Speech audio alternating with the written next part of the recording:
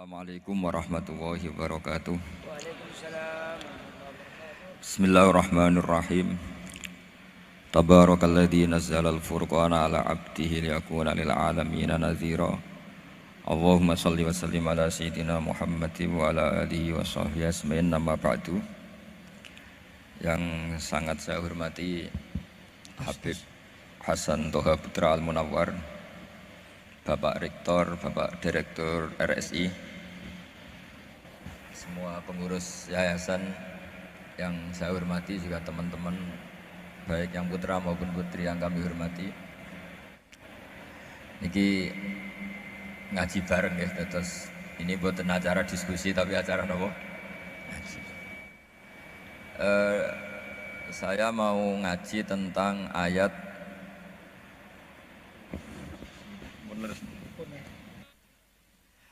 Qul bifadlillahi wa birahmatih fabidzalika falyafrahu. Ajarkan Muhammad atau katakan Muhammad pada umatmu, sebaiknya atau seharusnya mereka hanya gembira dengan melihat fadlnya Allah dan rahmatnya Allah. Ini harus kita pahami mulai dari konstruksi yang paling pokok, yaitu akidah. Dua ahwal, ahwal itu satu perilaku sosial. Tiga mutammimat, sesuatu yang tidak pokok tapi kita butuhkan dalam mengawal hidup ini. Saya beri contoh, orang itu sampai maksiat itu karena cari kesenangan. Misalnya baru penat itu, ingin seneng, ada orang yang macam-macam lah, ingin melihat maksiat, apa itu pornografi, apa nyabu, apa macam-macam. Itu sebetulnya agama punya konsep yang luar biasa, yaitu seharusnya seseorang itu gembira dengan ketaatan. Lalu pertanyaannya, caranya gembira gimana? Gembira itu mudah.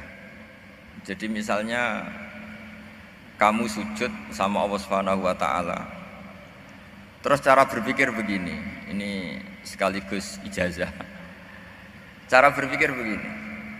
Ya Allah, ini kata Sayyidina Ali, kafani izzan an akuna laka abdan wa kafani fakhron an takuna li robban.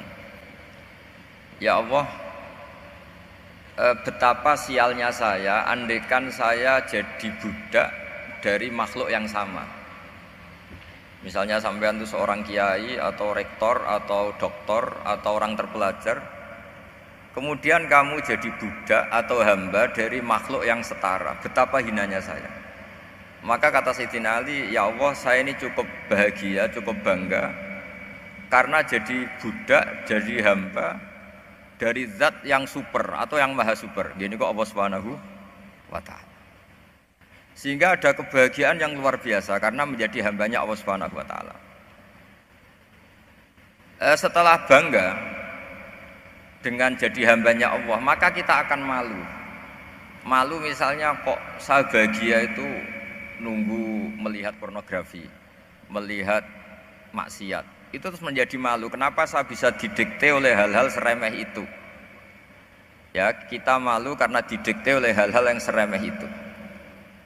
Karena kita didikte oleh nafsu. Jadi izzatun nafsi, satu harga diri seseorang itu harus dihidupkan untuk hanya tunduk kepada Allah Subhanahu wa ta'ala. Sehingga Nabi itu melatih satu logika tarkul ma'asi. Nabi itu dulu ketika ada seorang pemuda yang, ya karena mungkin pemuda ya, dia itu mau masuk Islam, tapi uniknya kata pemuda tadi, saya masuk Islam tapi asal dibolehkan bebas zina. Jadi ini agak sableng gitu. Jadi mau masuk Islam syaratnya dibolehkan apa? Zina atau free sex gitu. Karena orangnya agak hiper. Itu Nabi tidak langsung mengancam dengan neraka ndak. Ketika mau pamit gitu semua sahabat melarang. Mah itu jangan, kamu jangan suan Nabi. Itu permintaan yang enggak masuk akal. Setelah lama ditahan terjadi kegaduhan di masjid. Nabi dengar itu ada apa itu? Itu ada pemuda yang mau masuk Islam tapi yasta'dzinuhu fi zina, tapi mereka minta izin Nabi untuk tetap boleh zina. Kata Nabi, pemuda itu suruh masuk, suruh menghadap saya.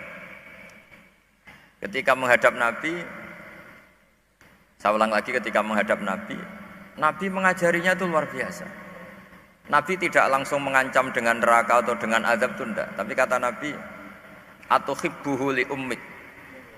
Kamu suka kalau ibu kamu itu jadi demenannya orang banyak. Oh enggak ya Nabi, yang demen ibu saya tak bacok kan. Karena ini ya agak preman, di mana-mana orang nakal agak preman.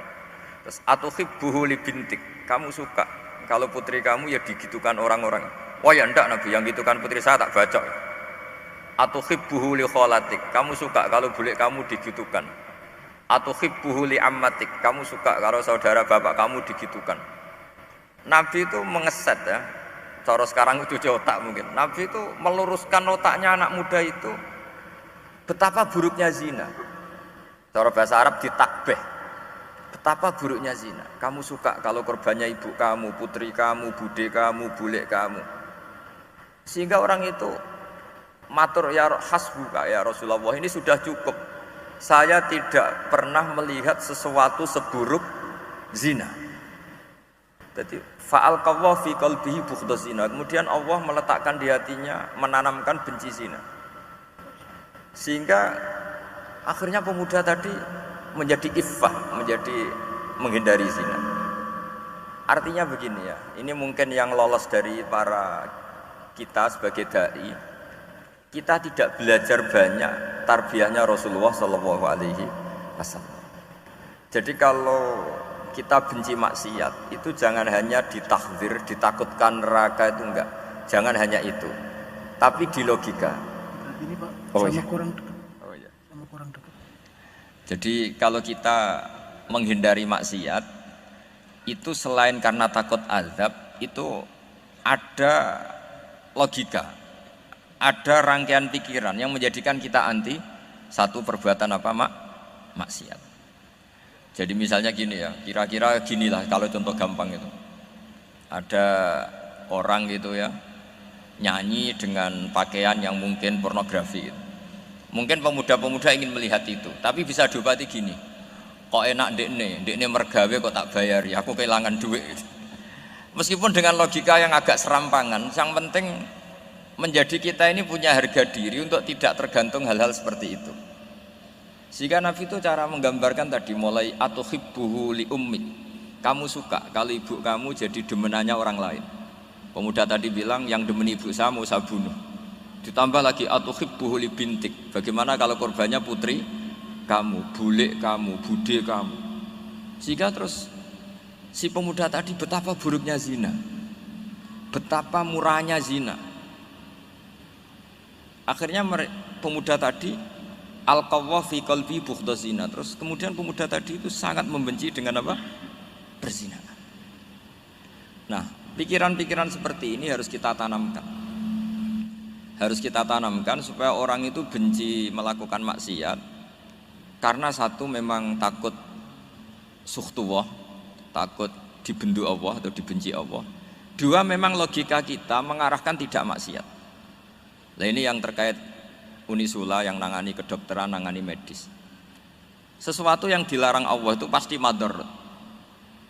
Maka untuk melarang seseorang bergantung sama narkoba misalnya atau hal-hal yang bahaya pada fisik, itu satu tentu bagi ahlullah, tentu karena takut Allah. Tapi banyak masyarakat yang memang benar-benar bisa meninggalkan narkoba karena efek buruknya narkoba, efek buruknya apa? Ganja. Itu kita tanamkan sedemikian rupa bahwa itu mengakibatkan sakau, mengakibatkan tidak sadarkan diri, mengakibatkan kebangkrutan ekonomi, macam-macam. Sehingga mereka benar-benar benci sama yang namanya narkoba. Jadi di antara manhajul Quran itu kalau mentakbih, memburuk-burukkan maksiat itu mesti dikritik innahu kana fahisyah, innahu kana fahisyata wa makta wa sa'a sabila, innahu kana fahisyata wa sa'a sabila, diulang beberapa kali. Sehingga dibutuhkan kecakapan untuk menganggap satu hal yang buruk itu fahsyah, sesuatu yang enggak rasional, sesuatu yang tidak positif, sesuatu yang pasti berdampak negatif. Sehingga kalau misalnya tadi dibacakan oleh Qori kuntum khaira ummatin ukhrijat linnasi ta'muruna bil ma'ruf wa tanhauna 'anil munkar. Untuk berhenti dari kemungkaran itu satu takbihun litilkal munkar atau litilkal munkarat, bahwa munkarat itu kita cap, kita stigmasi bahwa itu buruk sekali. Seperti Nabi mengajarkan pemuda tadi, masa kamu suka ibu kamu digitukin lelaki lain, putri kamu, bulik kamu, bude kamu, sehingga orang ini pikirannya termindset betapa buruknya zina. Sama seperti kita sukses memindset betapa buruknya narkoba, betapa buruknya bahan-bahan terlarang. Begitu juga seterusnya, terus pengkhianat dan sebagainya. Tapi problem manusia adalah dia itu akan mencari kebahagiaan atau kesenangan sesaat. Maka caranya gimana? Keinginan senang lewat maksiat ini dilawan dengan nyaman dengan taat. Saya ulang lagi, nyaman dengan taat. Sehingga ulama dulu punya kalimatul munajat, artinya kalimat hubungan pribadi sama Allah yang menjadikan orang itu nyaman. Dan ini yang diajarkan kitab-kitab tasawuf. Kitab tasawuf itu sukses mengajarkan melihat alam raya ini semuanya nyaman, termasuk yang mengecewakan. Itu dianggap nyaman. Saya berkali-kali mengajarkan ilmu ini karena ini musalsal ila Rasulillah SAW. Itu pernah suatu saat Imam Ahmad itu dipanggil sama tetangganya, anak muda. Tentu Imam Ahmad ini orang yang sangat soleh, sangat waroi, sangat tunduk sama perintahnya Allah dan Rasul. Pemuda tadi manggil, ya Ahmad, datang ke rumah saya. Imam Ahmad datang. Setelah sampai ke pemuda tadi, sudah pulang lagi, saya tidak butuh kamu. Pulang lagi. Setelah sampai rumah dipanggil lagi, ya Ahmad, datang lagi. Datang lagi. Oh, saya tidak jadi butuh, pulang lagi. Sampai 3 kali. Dan itu perangai ekspresi Imam Ahmad itu atau ulama lain yang sesoleh beliau itu nyaman, indah. Beliau tetap senyum-senyum, nyaman itu. Beliau tidak tersinggung, tidak terprovokasi, pokoknya tidak tersinggung, kelihatan nyaman. Lama-lama pemuda ini terus tanya, ya Ahmad, kamu saya perlakukan seperti ini kok tidak tersinggung? Kamu senyum-senyum saja, happy-happy saja. Jawabnya Imam Ahmad itu unik. Wahai pemuda, saya kamu panggil itu senang sekali. Karena kata Nabi, kalau kamu iman dengan Allah dan Rasul, maka hormatilah tetangga. Jadi saya senang. Karena nuruti perintah Allah untuk menghormati tetangga. Jadi tidak ada urusannya dengan kamu. Kagetnya kayak apa? Jadi dipanggil tetangga ya senang karena melakukan perintahnya Allah dan Rasul, yaitu ikramul jar, fal yukrim jarahu. Disuruh pulang, kamu ingin saya pulang, ya saya pulang. Disuruh datang, ya saya datang. Jadi saya tidak tersinggung, saya tidak ada urusan dengan kamu. Urusan saya dengan Allah Subhanahu wa Ta'ala. Itu kalau bapak-bapak istrinya ngomel terus sabar itu ya bagus. Saya tidak punya urusan. Kalau kamu terprovokasi oleh istri, berarti kamu didikte oleh makhluk. Masa seorang rektor didikte makhluk? Kan tidak keren. Apalagi seorang Habib didikte makhluk, kan enggak keren. Yang bisa mendikte kita hanya Allah Subhanahu wa Ta'ala. Dan Allah mendikte kita, mengajarkan kita wa ashiruhunna bil ma'ruf fa in karihtumuhunna fa asa an takrahu syai'a wa yaj'alallahu fi khairan katsira. Jadi cara melihat istri kita bawel gitu atau cerewet, alhamdulillah ini ada pahala tanpa modal, cukup sabar. Kalau istri kamu sedang mesra malah mintanya ke mall, malah biayanya tinggi. Murah mana dapat pahala dimarahin sama saat mesra minta ke mall? Milih yang pertama kan? Nah ya itu tidak usah modal itu. Ya gitu aja. Jadi kalau istri sedang marah bawel, anggap saja ini rezeki. Dapat pahala tanpa apa? Biaya. Nah, kalau pas rukun malah nantang ke mall, biayanya malah tinggi. Jadi ulama dulu itu melihat dunia itu happy. Pernah Imam Syafi'i dikasih tahu, orang yang tadi nyium tangan kamu ya, itu di rumah menghujat Anda. Jadi dia sopan hanya di depan Anda, kalau di luar menghujat Anda. Jawabnya Imam Syafi'i lucu. Ya baguslah. Yang cerita ini kaget. Kenapa bagus ya Aba Abdillah? Kalau manggil Imam Syafi'i ya Aba Abdillah. Ya berarti saya masih wibawa, di depan saya tidak berani katanya. Jadi dipandang enteng saja. Jadi kalau kamu di depan kamu istri kamu tidak berani belanja, tidak ada kamu belanja banyak, anggap saja Anda wibawa. Jadi enteng saja. Pernah Imam Syafi'i dikasih tahu, separuh dari kampung Anda itu gak suka kamu. Ya baguslah. Kenapa? Oh nak rukun malah bakal utang katanya gitu. Kira-kira yang utang itu yang rukun apa yang neng-nengan? Yang rukun. Jadi enteng saja. Masyhur itu makalahnya Imam Syafi'i. Waman asa'a ilaika faqad atlaqaka. Orang yang berbuat buruk sama kamu berarti membebaskan kamu. Kalau saya sedang nenengan sama Habib Hasan Toha Putra, beliau naik Alphard nggak nawarin saya sah karena baru nenengan. Tapi kalau sedang rukun malah harus repot mana? Rukun sama ndak rukun? Repot rukun sebetulnya. Jadi Imam Syafi'i itu happy saja. Kalau sedang rukun sama tetangga ya dianggap rukun itu satu kenikmatan, sedang tidak rukun ya dianggap satu kenikmatan. Jadi orang dulu itu serilek itu melihat dunia.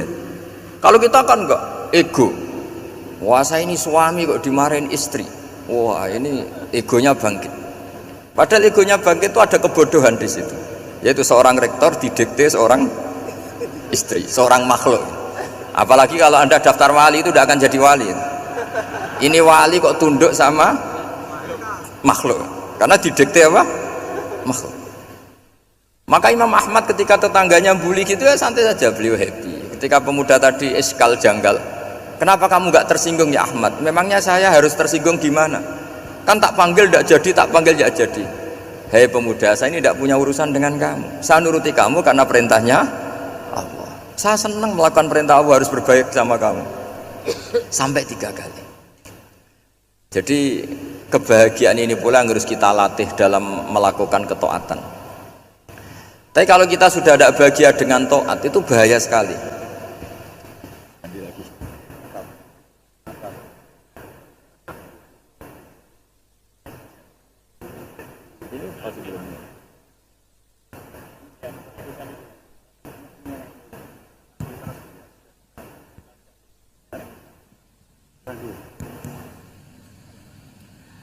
Harus begini bang prosedurnya. Didikte makhluk itu. Sudah didikte panitia. Oh yang mana? Baik bagus ini tak. Anut saja.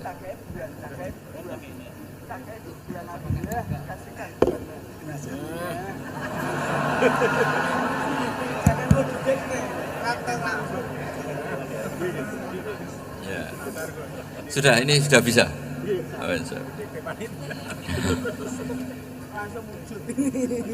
Sudah, ini sudah benar. Untungnya kiainya latihan jadi wali, jadi gak tersinggung. Kalau ndak ini sudah masalah ini. Paling ndak kan baru ngajarkan gitu, masa ada bisa meraktekkan gitu. Jadi pura-pura soleh. Tapi memang obsesi saya terbesar atau cita-cita saya terbesar memang setiap ngaji saya ingin orang mukmin semuanya itu bahagia. Dengan bahagia itu mereka tidak neko-neko ingin mencari kebahagiaan lewat jalur apa maksiat.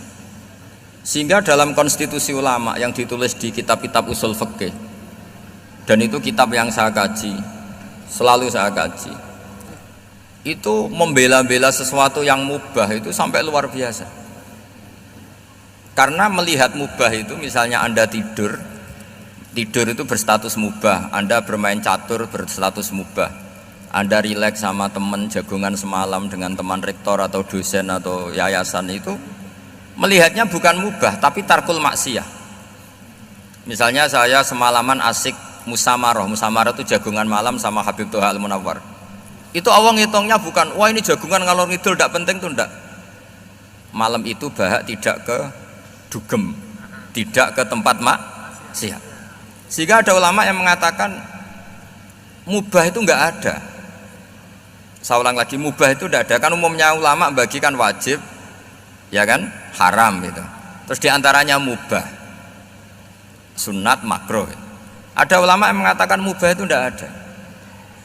Kenapa logikanya begini? Itsma min mubahin illa wa yatahaqqaqu bihi tarku haramimma. Karena tidak ada mubah yang Anda lakukan kecuali saat itu pasti ditinggalkannya sebuah keharaman.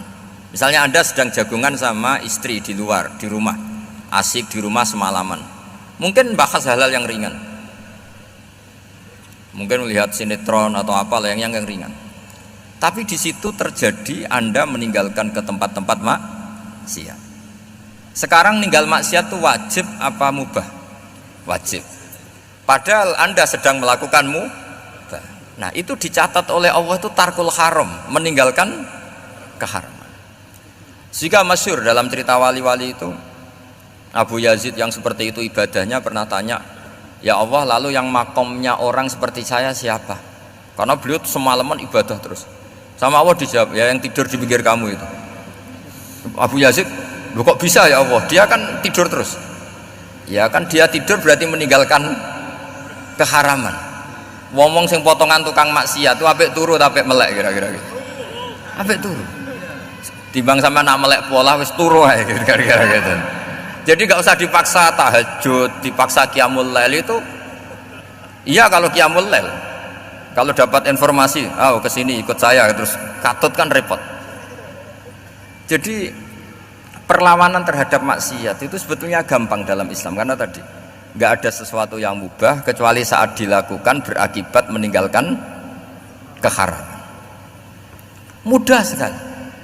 Jika banyak orang jadi wali itu karena melakukan mubah. Itu ada orang jadi wali itu karena sering makan. Ya makan biasa itu. Karena ketika makan, ya Allah, betapa doifnya saya. Katanya saya presiden, katanya saya rektor, saya kiai. Ternyata kalau nggak makan tuh lemes. Apa hebatnya makhluk yang bergantung makhluk yang lain, yaitu makanan. Nah karena seperti itu terus dia al-laja ilallah, terus dia sungkeman ning Allah. Betapa lemahnya saya. Sebab itu ketika Quran mengkritik dan dengan tanda kutip kemungkinan Tuhannya Isa bin Maryam, itu ngeritiknya sederhana Quran itu. Mal masih ibnu Maryam illa rasul qad khalas min qablihir rusul wa ummuhu siddiqah kana yaqulanit ta'am. Isa itu tidak Tuhan, wong dia makan. Kamu kebayang nggak misalnya punya Tuhan, wah tadi Tuhan mampir ke rumah saya, dia lemes, setelah tak kasih makan sehat lagi gitu. Itu kan nggak kebayang gitu. Tapi Tuhan marung di rumah saya, lemes tak gratisin, kayaknya tidak punya uang gitu. Setelah makan, wah gairah lagi.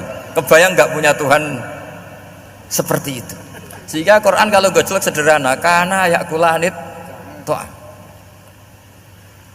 Sehingga wali-wali itu kalau makan itu sadar lemahnya dirinya, betapa dirinya tergantung makanan. Sesuatu yang tergantung itu artinya tidak hebat, tidak Tuhan. Jadi untuk menjadi wali, untuk menjadi dapat ridhonya Allah itu sebenarnya sederhana. Termasuk ada cara jadi wali yang agak kacau, tapi ini ya benar, asal niatnya benar. Misalnya Unisula besar, ya kurang besar lagi. Kita sudah punya uang, kurang banyak uang lagi. Itu Nabi Ayub, itu kan seorang nabi. Pernah diuji Allah, ini ada di Sahih Bukhari. Nanti kamu tanya, hadisnya Sahih enggak? Ini ada di Sahih Bukhari. Kadang orang kota itu aneh, enggak ahli hadis tapi tanya, Sahih enggak? Padahal andikan dibodoni Sahih, yang ngandel saja. Gitu. Jadi kadang ya aneh. Enggak tahu kok tanya itu. Itu Nabi Ayub itu sudah kaya, pas itu sudah kaya, bukan cerita yang masih miskin, memang sudah kaya. Beliau di kamar dihinggapin satu belalang dari emas. Setelah belalang itu dikejar, ternyata yang jenis itu banyak, semuanya dari emas. Ngambil sana sini, ini yang kesak ini dipenuhin, saku ini dipenuhin, sampai banyak. Terus sama Allah digojlok, kamu itu nabi saya. Kenapa kamu mengumpulkan harta sebanyak itu? Kamu itu nabi saya kok rakus itu? Jawabannya Nabi Ayub unik. Ya Allah, siapa yang bisa kenyang dari rahmatmu? Ya, jadi kalau kamu punya uang 1 miliar, kok ingin 1 miliar 100, ingin 1 miliar 200, itu cara ngitung bukan uang. Ya Allah, siapa yang bisa kenyang dari rahmatmu? Karena rahmat Allah tidak terbatas. Sudah Gusti, tenang saja. Meskipun saya gini, rahmat Anda tidak akan habis. Sehingga waroi ada ilmunya, tomak juga ada ilmunya, termasuk ragus itu juga ada ilmunya. Misalnya begini, ini contoh rakus yang ada ilmunya begini. Ini saya beri contoh. Mungkin yang boleh niru orang-orang soleh, kalau nggak soleh jangan. Imam Syafi'i ini cerita nyata. Imam Syafi'i itu dulu ketika ngaji masih muda itu nggak suka sama guru yang kaya.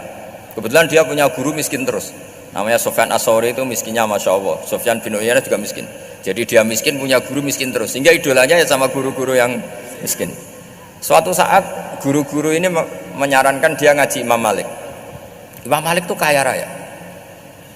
Itu babutnya Imam Malik kalau diinjek itu mata kakinya tidak kelihatan saking halusnya. Kalah Indonesia lah kalah. Itu Imam Malik tuh gaya. Kalau ngaji di kursi tinggi terus pakai bukhur itu, pakai dupa Arab yang mahal itu. Pokoknya mewah kali Imam Malik. Terus dia mulai ini kiai kok kaya. Kemudian setelah beliau alim tanya, saya harus ngaji siapa setelah ilmu jenengan habis kira-kira gitu. Kata Imam Malik, sudah kamu tidak usah perlu ngaji saya, kamu sudah alim alama. Terus Imam Malik datang ke Baki. Zaman itu Baki itu semacam kayak rentalan ya, semacam Grab lah kalau dulu itu. Mana kafilah yang mau ke Irak gitu. Ya sudah terus, oh kita mau ke Irak, ini antar ke Muhammad bin Hasan As-Syaibani. Itu dibiayai sama Imam Malik.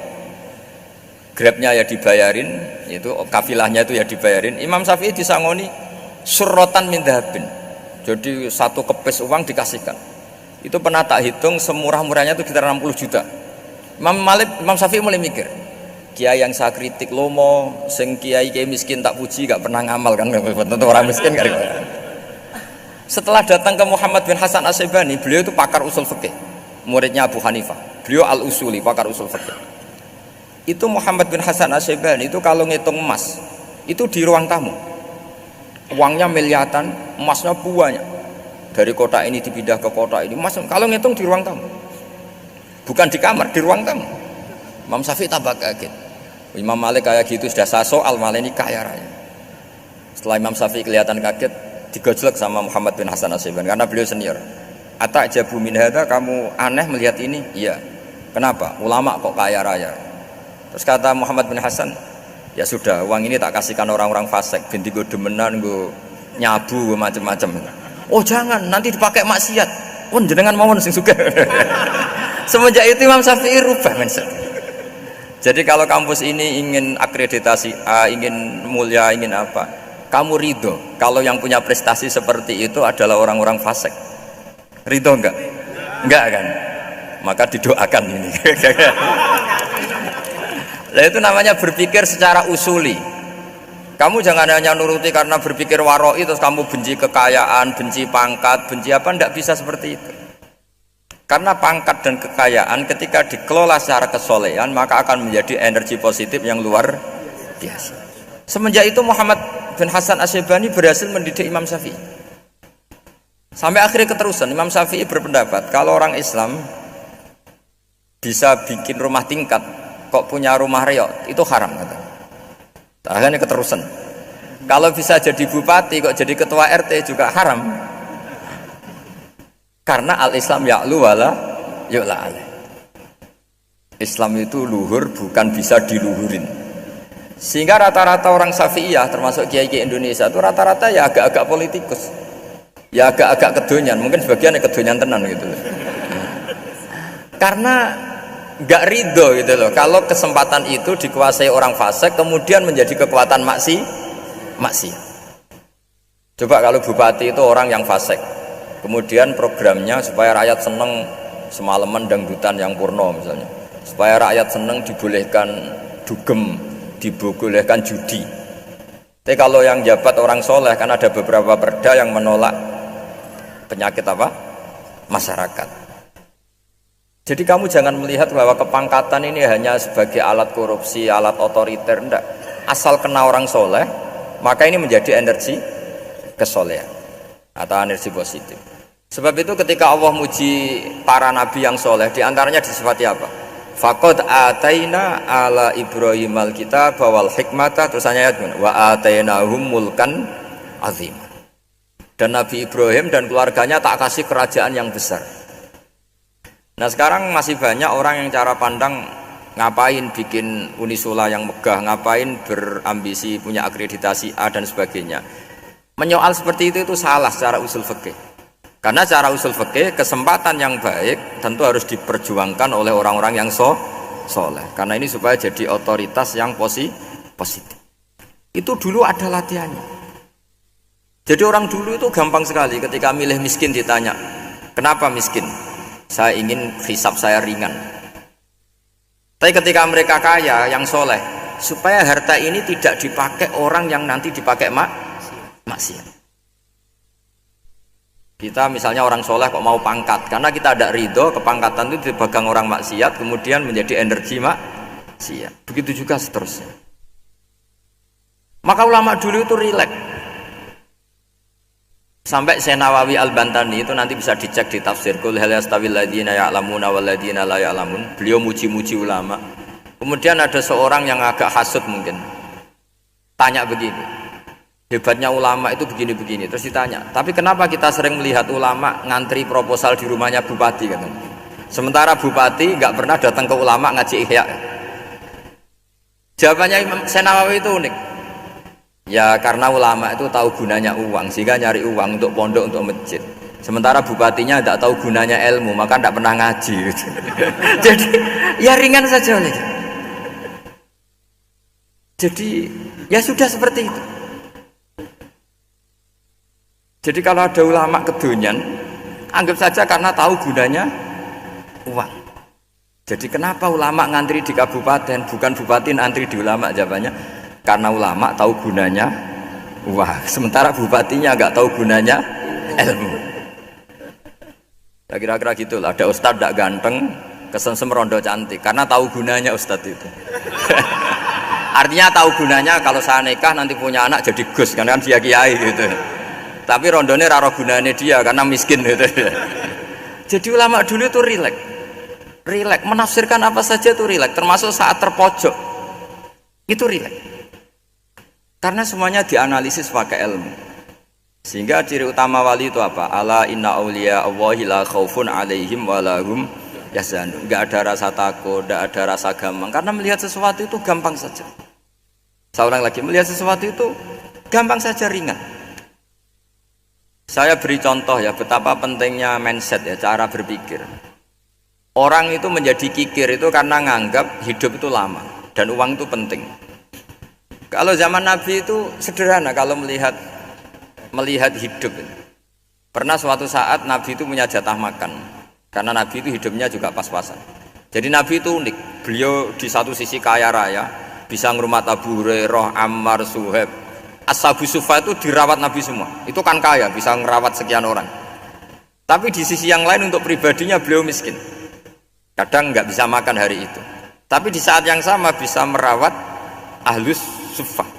Jadi keliru kalau orang hanya cerita Nabi itu miskin, untuk makan dirinya aja susah. Itu keliru. Kelirunya kalau tidak diteruskan, tapi Nabi mampu menghidupi Ahlus Sufa.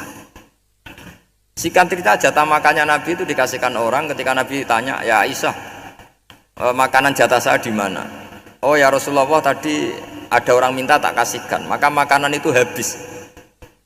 Apa kata Nabi? Kamu salah Aisyah. Yang kamu kasihkan itu justru yang masih. Ya yang kamu kasihkan itu justru yang masih. Sehingga Nabi menganggap, makanya Nabi terus ngendikan. Ya kalau mukhatabnya lelaki ya kira-kira begini. Wahal laka min malika illa ma akalta fa'afnaita walabista fa'ablaita. Terusannya watasaddaqta fa'abqaita, kata Nabi. Harta kamu ya kamu makan kemudian ke WC jadi kotoran, atau punya pakaian mewah nanti rusak. Watasaddaqta fa'abqaita. Ada yang kamu sedekahkan, yaitu yang abadi sampai akhir. Sehingga banyak pengusaha yang mencintai saya setelah tak ajari hadis itu, misalnya punya uang 1 miliar karena dia spekulan atau pedagang rawan bangkrut, disedekahkan ke masjid 50 juta, yaitu yang abadi. Jadi kalau suatu saat bangkrut, dia masih punya uang 50 juta di akhirat. Jadi Nabi itu mengajari sedekah itu apa? Ya sedekah itu pengabadian uang. Kalau kita kan enggak, bilang sedekah itu nguras uang. Itu pikirannya setan, dan pikirannya orang Islam. Itu cara berpikir setan, bukan cara berpikir umat apa? Sehingga Sayyid Ali Zainal Abidin itu kalau ada orang minta, kemudian beliau ngasih, itu beliau bilang gini, marhaban biman hamala zadi ilal akhirah. Matur nuwun nggih jenengan sing beto sangu kula nate. Jadi dianggap teller saja. Orang yang minta uang beliau itu dianggap tukang nyatet bank ini. Karena sudah ditabungkan, ya sudah. Kalau kita kan enggak, wah pengemis tuh ganggu gini-gini.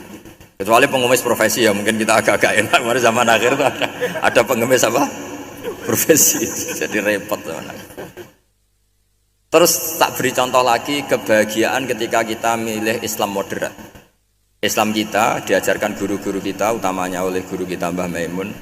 Saya juga sering ketemu beberapa ulama dunia, termasuk Habib Umar. Saya juga ikut sowan ke sini pas beliau sama Habib ini Hasan Toha Putra di sini sama orang-orang moderat itu cara berpikir juga luar biasa indah. Beliau pernah cerita ya, beberapa ulama lah, banyak yang cerita itu. Saya pernah diceritani seorang alim ketika ada orang ekstremis itu mau ngebom di tempat maksiat. Kebetulan yang maksiat itu kebanyakan ya orang Islam. Karena di negara yang mayoritas Islam. Ditanya sama Syekh Sa'rawi. Syekh Sa'rawi itu mufassir top di mana? Mesir. Ini mau tak habisin karena mereka orang Islam kok maksiat terus. Terus ditanya sama Imam Sa'rawi, laumatu ala khini ma'asihim aina masiruhum. Kalau mereka mati dalam keadaan maksiat, mereka kemana? Ya ilanar, mereka pasti masuk neraka. Terus ditanya sama Imam Sa'rawi, wahal masiruhum ilanar muradun nabi amlah. Punya umat maksiat kemudian mati masuk neraka, itu yang diinginkan Nabi apa enggak? Ya tidak aja. Ya sudah, tidak usah dibom, ditunggu tobatnya kata. Karena kalau mati dalam keadaan itu ke neraka dan itu tidak yang diinginkan Rasulullah Sallallahu Alaihi Wasallam. Terus ekstremis ini menjadi tobat, tidak berpikir ekstremis mas. Jadi orang itu harus berpikir mindset yang baik. Meskipun kadang berpikir baik itu ya agak-agak kacau. Ada seorang wali majdub itu kalau berdoa agak kacau, tapi nggak bisa dibantah. Masyhur itu doa itu. Ini sekaligus ijazah, tapi kalau sebelum wali nggak boleh. Itu datang ke makamnya Rasulullah SAW. Terus doanya itu begini, ya Allah sekarang terserah engkau. Ya Allah sekarang terserah engkau. Jika saya kamu jadikan orang soleh, jika saya engkau jadikan orang soleh, maka surra habibuk, maka kekasihmu ini senang. Yang susah musuhmu yaitu setan. Tapi kalau engkau menjadikan saya orang fasik, maka yang susah kekasihmu, yang senang musuhmu. Jenengan punya dua pilihan itu. Wah itu kan doa tapi kayak teror itu. Ya jadi berdoa di Raudhah. Wah itu pasti mandi itu karena agak-agak maksa Tuhan itu. Ya Allah engkau punya dua pilihan. Jika saya jadi orang soleh, maka kekasihmu ini senang. Musuhmu yang susah yaitu setan. Tapi jika saya jadi orang fasik, maka musuhmu yang senang, kekasihmu yang susah. Mohon terserah jenengan, mau menyenangkan kekasihmu apa menyenangkan musuhmu gitu. Kira-kira gimana? Kalau tertarik boleh doa itu dipraktekkan. Tapi kayaknya kalau copy paste itu gak keren apa? Jadi dulu orang itu muamalah sama Allah dan Rasul itu rileks. Rileks itu nyaman karena ya tadi kul bi fadlillah wa bi rahmati fa bidzalika falyafrahu. Sehingga Imam Izzuddin bin Abdissalam itu ngendikan innalladzina yarmunal muhsanatil ghafilat. Di antara kebaikannya ibu-ibu atau mbak-mbak ini harus berstatus ghafilat. Perempuan-perempuan pelupa. Ghafilat itu pelupa. Pelupa dari kenikmatan maksiat sehingga mereka dengan taat. Misalnya ada ibu-ibu atau mbak-mbak atau juga bapak-bapak tahajud, kemudian nyaman dengan tahajud itu. Kira-kira terbersit enggak ingin maksiat? Enggak kan, karena sudah nyaman dengan tahajud, dengan taat. Maka dibutuhkan kenyamanan dalam beribadah. Sebab itu ala bidzikrillahi tatmainnul qulub. Makanya saya termasuk kiai yang setiap ngaji itu happy, seneng. Karena ini untuk kampanye. Senang dengan ngaji, dengan taat itu sudah luar biasa. Kayak apa kalau mereka senangnya kalau nunggu melakukan maksiat. Jadi termasuk bentuk perlawanan kita terhadap maksiat adalah usahakan kamu tuh bahagia, senang dengan taat. Istiqnas billah, mu'anasah billah, farah billah, itmi'nan tumakninah billah. Sehingga ini mencukupkan kita tidak berkebutuhan maksiat. Meskipun kita ya manusia, pasti suatu saat atau sudah pernah maksiat. Serah usah diceritakno lah, niku mesti gitu. Lah orang-orang dulu itu orang yang sukses mengelola bahagia ma Allah wa billah walillah. Sehingga wali-wali dulu itu jadi wali itu tidak mesti karena ibadahnya banyak, itu enggak. Mereka orang yang ibadahnya itu biasa sekali. Ulama-ulama dulu ibadahnya biasa sekali. Tapi qulubuhum ma Allah, hatinya itu ma Allah. Itu ada seorang wali itu jadi wali, Umar bin Abdul Aziz yang dikenal khamisul khulafa. Khulafa. Di luar khulafa Rasyidin 4, di antara yang soleh adalah siapa? Umar bin Abdul Aziz. Itu ketika mau meninggal, itu senangnya bukan main. Itu semuanya nangis, beliau senang. Terus tanya, kenapa kamu senang? Memangnya saya kalau mati itu kemana aja? Ila khairi madhubin ilah, ke zat terbaik. Timbang urip mbek kowe bolet atau mbek arhamur rahimin gitu. Yaitu Allah Subhanahu wa taala. Jalaluddin Ar-Rumi ketika mau meninggal itu muridnya nangis semua, beliau marah.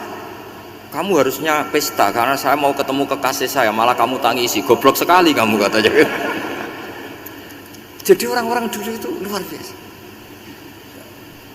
Karena tadi mereka tidak ingin ketemu Allah itu dianggap problem. Harus sesuatu yang membahagiakan. Makanya wali-wali itu kalau berdoa begini, wa khairu ayyami yauman alqa fih, dan jadikan hari terbaikku adalah hari ketika saya ketemu engkau ya Allah. Pernah dengar doa itu? Wa khairu ayyami yauman alqa fih, dan hari terbaikku adalah hari saat ketemu engkau. Apaan kan enggak, sampai mati ku wedi. Saya tidak tahu wedi dosa apa wedi Israel apa wedi malaikat siapa? Malik. Mungkar nakir. Sebenarnya tidak perlu seperti itu. Karena cara pandang Nabi itu ini bisa dipraktekkan. Kalau kamu orang baik, mati artinya apa? Ya baik. Karena husnul khotimah. Kalau kamu orang yang buruk, itu kata Nabi, anggap saja mati itu akhir dari keburukan kamu. Nah, kowe urip terus malah maksiat terus. Maka Nabi itu kalau ngajari kita berdoa gini, Allahumma ij'alil hayata ziyadatan li fi kulli khairin wal mauta rohatan li min kulli syarrin. Ya Allah, kalau saya hidup ya anggap saja ziyadah fi kulli khairin, berpotensi nambahi kebaikan. Kalau saya mati anggap saja ini akhir dari segala keburukan. Maka saya berkali-kali guyon. Makanya tradisi ulama-ulama NU, ulama-ulama pesantren, ya ada hanya NU, pokoknya ulama-ulama alim. Itu kalau ada orang mati, orang nakal gitu mati, ini saya gitu, itu hadirin mesti gak terima. Wapi enang di wong wakal. Tapi dipaksa sama kiainya, saya gitu. Lama-lama dipaksa. Saya gitu. Padahal ning atine kiai wis ra iso maksiat meneh, wis saya gitu. Karena dengan mati berarti saya sudah tidak bisa maksiat lagi. Jadi Nabi melihat hidup dan mati itu segampang itu. Kalau al hayata ziyadatan li fi kulli khairin wal mauta rohatan li min kulli syarr. Coba kita ke depan itu kan ada potensi zina, potensi korupsi, potensi maksiat. Yang bisa menghentikan potensi itu apa coba? Mati ya, udah pinter ya. Sudah maju berarti. Berani mati. Berani. Tapi jangan di sini ngel-ngelo panitia nanti. Artinya yang selama ini kita risau dengan kematian, dengan apa? Nabi ngajari kita tadi. Allahumma ij'alil hayata ziyadatan li fi kulli khairin wal mauta rohatan li min kulli syarr. Ya Allah, jadikan hidup ini sebagai bekal menambah kebaikan, dan suatu saat kalau saya mati, semoga itu akhir dari segala keburukan. Jadi artinya Nabi itu ngajari kita itu positif terus. Sama seperti ulamanya tadi. Nak lagi rukun mbek tonggo ya sanggep ae kanca keapian. Nak nenengan ben ra utang ngoten. Dadi pokoke penak terus itu. Nak bojo lagi ngamuk alhamdulillah gak ngajak blonjo. Nak pas rukun ya alhamdulillah kok lagi rukun. Jadi gampang semua. Makanya ada seorang alim itu ngendikan begini, ada yang tanya, saya tuh dulu ketika kaya teman saya sering main ke saya, setelah saya miskin gak ada teman-teman yang ke saya. Dikira si Habib ini kebetulan orangnya Habib itu mendukung keluhan dia, ternyata enggak. Si orang alim itu bilang gini, malah bagus toh gitu. Kowe wis melarat buruhe wong. Ya sudah kamu miskin buruhnya orang lain. Misalnya tukang manol di pasar atau tukang becak. Kemudian teman-teman kamu datang, malah kamu malu tuh jadi tontonan. Bagus kalau mereka lupa, pas kamu miskin tidak ada yang lihat kata. Jadi apa ya, dianggap enteng saja gitu. Akhirnya orang ini nggak jadi ngeluh. Selama ini kan kita ngeluh ya, ketika miskin teman-teman nggak datang. Coba kalau mereka datang pas kamu buruh bikin botol di orang lain, mantan bos buruh, malu nggak? Milih datang kepada? Nggak lah, sudah bener itu. Jadi ulama dulu itu makanya sering baca biar tahu solusi hidup. Jadi ulama dulu itu gampang sekali melihat kehidupan itu, gampang sekali, indah, gampang. Sekarang tuh enggak. Orang itu cara berpikir nuruti nafsu, itu yang bahaya. Makanya Quran kritik ara'aita man ittakhadha ilahahu hawa. Orang yang cara berpikir itu nuruti hawa nafsu. Kalau zaman Nabi, zaman sahabat, zaman ulama itu enggak seperti itu. Sehingga cara berpikir itu mudah. Makanya kata Nabi absyiru ya ma'sarul muslimin, kata. Kamu harus senang ya ma'sarul muslimin. Allah sekarang buka pintu langit yang sebelumnya enggak pernah dibuka. Dan Allah yubahi bikum malaikatah, dan Allah membanggakan kamu kepada para malaikatnya. Kenapa? Umatnya Muhammad, umatnya Rasulullah Muhammad SAW itu kalau sampean kepengen mati setiap saat itu baik, itu resepnya gampang kata Nabi. Addu faridotan wantadzoru ukhra. Jadi Allah memberitahu, ya Muhammad, umatmu ini luar biasa. Jadi misalnya tadi kita sholat subuh, ditanya, Bahak kamu sekarang ngapain? Nunggu sholat duhur ya. Setelah sholat duhur ditanya lagi, nunggu apa? Asar. Sehingga faman kanat hijratuhu ila Allah wa rasulih fa hijratuhu ila Allah. Jadi kalau ya sudah ini tak ijazahkan, kalau setelah sholat subuh nunggu apa? Duhur. Setelah duhur nunggu. Sehingga ketika kita mati itu statusnya penunggu sholat. Tapi kamu kan enggak miskin, kenapa? Penunggu kaya. Ya itu enggak masuk surga itu. Penunggu kemapanan. Berarti kan menunggu sesuatu yang seleranya nafsu. Beda kalau penunggu sholat, berarti kamu di dunia menunggu ritual ibadah. Maka diantara ijazahnya Nabi apa? Addu faridotan wantadzoru ukhra, melakukan satu fardu, kemudian kita menunggu tugas berikutnya. Jadi niati saja setelah subuh nunggu apa? Duhur. Setelah duhur, meskipun kita di perapatan, apa? Nunggu asar. Tapi ya asar betul, jangan nunggu tok pas asar enggak. Jadi sebetulnya umat ini gampang sekali.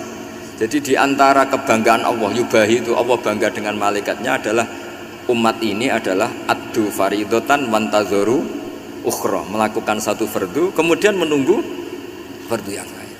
Dari mengkhidmati kampus, ingin mengkhidmati masyarakat, dari satu masyarakat lokal Semarang menjadi sampai sekarang sampai Banjarmasin, Unisula mau bikin kampus di sana, terus gitu. Dari satu tugas ke tugas yang lain. Makanya Islam diajarkan setelah satu tugas selesai, faida faruh tafan sok. Jadi sehingga hidup kita itu dinamis, dari satu kebaikan menunggu kebaikan lain, dari satu kebaikan menunggu, sehingga hidup kita ngapain? Nunggu satu kebaikan. Ini sudah masuk faman kanat hijratuhu ila Allah wa rasulih fa hijratuhu ila Allah wa rasulih. Sehingga orang bayangkan kalau kita direkam Allah, Gusti kula ampun mati nak dereng sugih. Wis melarat puluhan tahun, sakit, nunggu sesuatu sing sifatnya nafsu, kepengin sugih. Sugih tok jak cukup. Tahu burono wong sing tahu ngenyek ndekne lho, itu kan urung-urung wis dendam. Saya belum mau mati sebelum kaya dan buruhkan orang yang pernah melecehkan saya. Wis ngono akhirnya mati urung sugih. Berarti wis fakir matine hasud. Mau itu ngenes dunia akhirat kan kira-kira seperti itu. Kamu santai aja kalau fakir berarti ngeringankan hisab karena ada banyak harta. Yang mau dihisab papanya enggak punya apa-apa. Jadi saya mohon sekali ya, Islam itu mengawal kebahagiaan.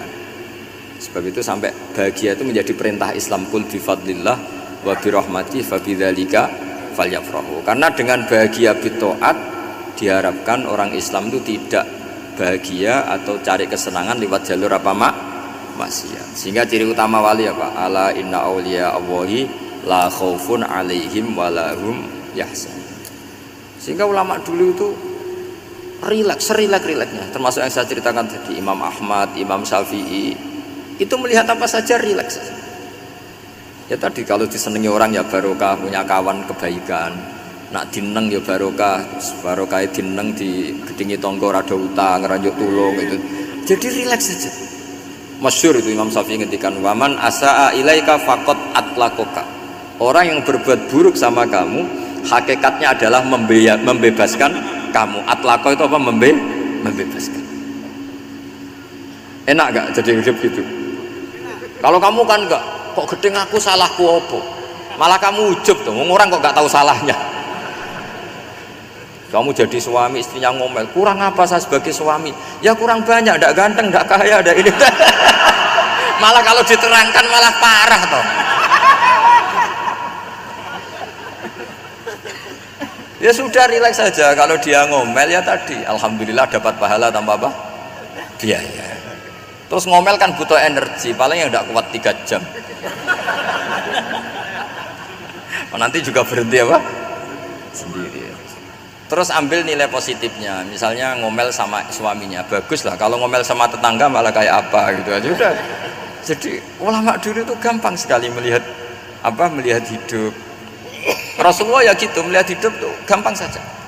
Ketika tanya, ya Aisyah apa ada sarapan? Tidak ada ya Rasulullah, ya sudah saya tak puasa. Jadi enteng saja.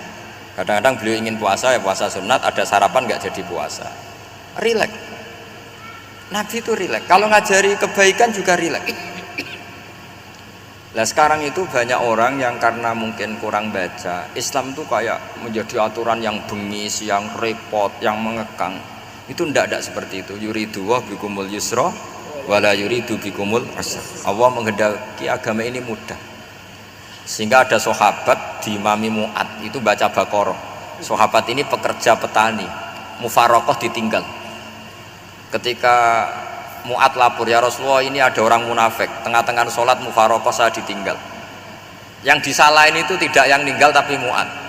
Afattanun anta ya Mu'ad, kami itu tukang fitnah, masa ngimami petani pakai surat Baqarah.